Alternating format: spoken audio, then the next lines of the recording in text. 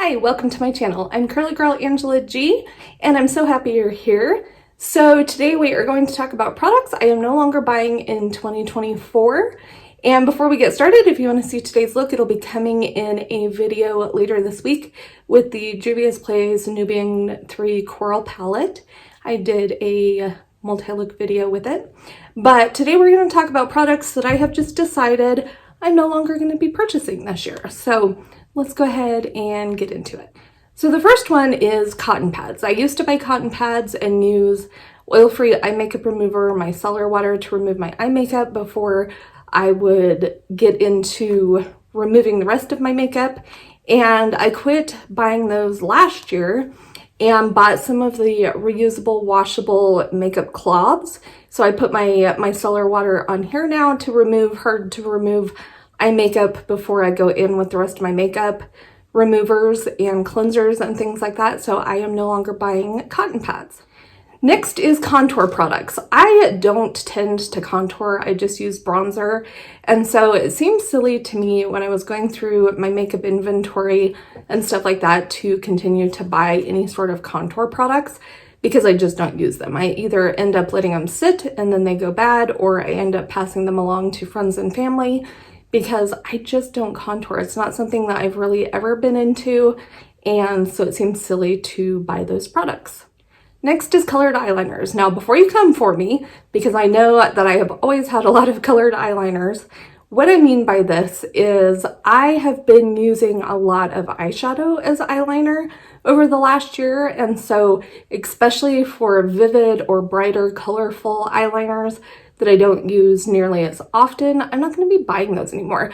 I will typically have always my nude for my waterline, a deep brown, a black, probably a dark blue, a dark purple, and some sort of green for sure. So I won't completely get rid of colorful eyeliners, but anything super, super bright, let me kind of show you some examples.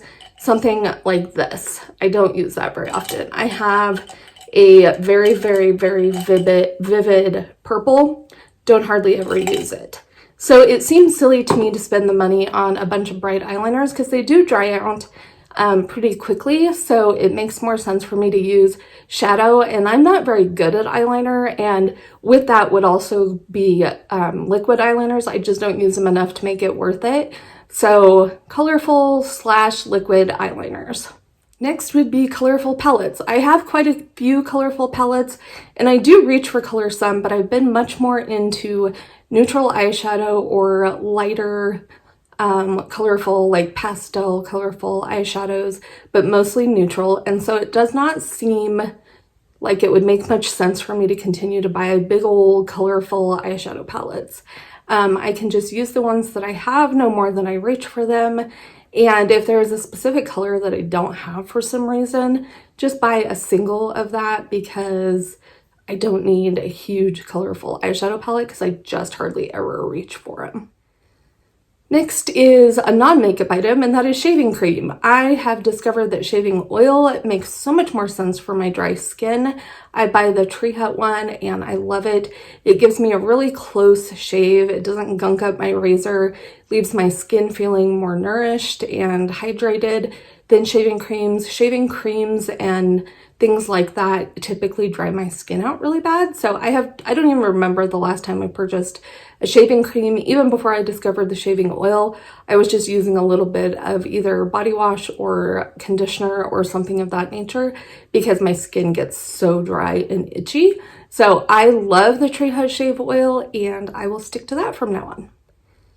Next is lip scrub. So I have a lip scrub in my skincare cabinet, but I never remember to use it. I've gotten rid of several that have gone bad or that I just didn't think I would use over the last couple years.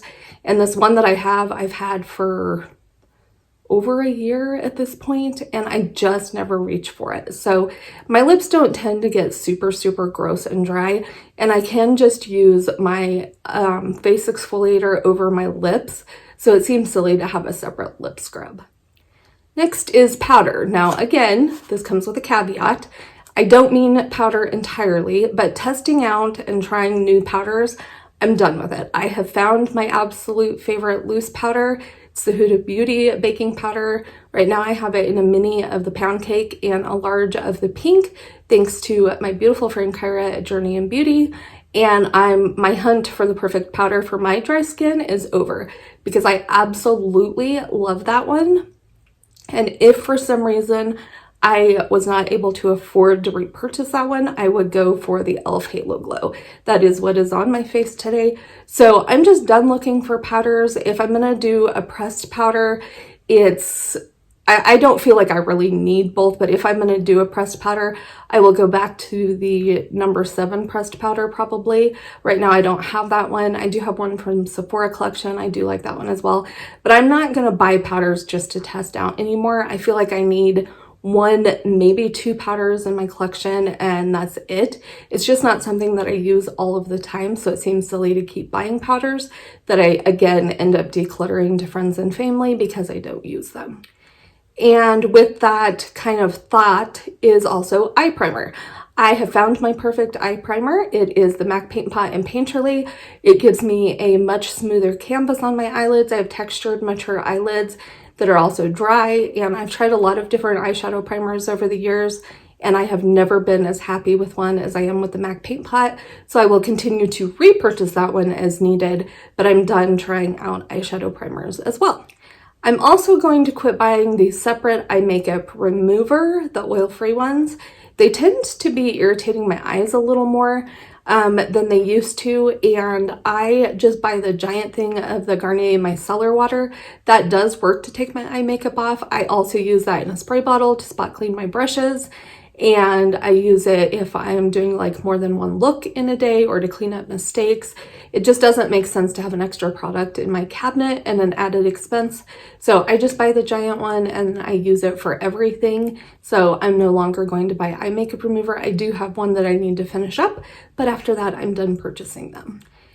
Another product that I have found my holy grails is brow products. I'm not going to be testing out any new brow products that I purchase. If I get something in PR, and that is the caveat to all of these, if I get it in PR or gifted or something, that's different. But I have found my favorite brow products. I love my e.l.f. brow products, the Clear Brow Lift, as well as the Brow Pencil and the Wow Brow. Right now I do have a KOSAS brow gel that is clear that I am using up, but I'm not purchasing any more brow products. I have found the ones that make me happy, and I just am not interested in testing any new ones. Another thing that I'm not going to be buying is excessive skincare. I'm trying to get my skincare regimen down to a very specific set of products. I am okay with drugstore products. I do have a few things that are not drugstore, like my Paula's Choice exfoliant that I will continue to repurchase, but for the most part, most of my skincare that I really enjoy is drugstore. I'm in the process of using up a bunch of skincare that was gifted to me in PR, and then after that, as far as what I repurchase, I'm not going to be buying a whole ton of stuff. I use a liquid exfoliant, then I use my hyaluronic acid, and sometimes niacinamide, a moisturizer, an eye cream, and then my cleansers obviously, and face masks once in a while, but I don't need a bunch of them either. So I am going to get my skincare regimen just kind of really narrowed down and quit buying excessive skincare, expensive skincare, things that I don't really need or want, and just have a very, very good skincare regimen that works for my skin. And the last thing is lip balm. I have found the lip balm that works for me. They are the e.l.f. Squeeze Me lip balms. I love those. I have a ton of lip balm right now that I have been using up or working on trying to use up.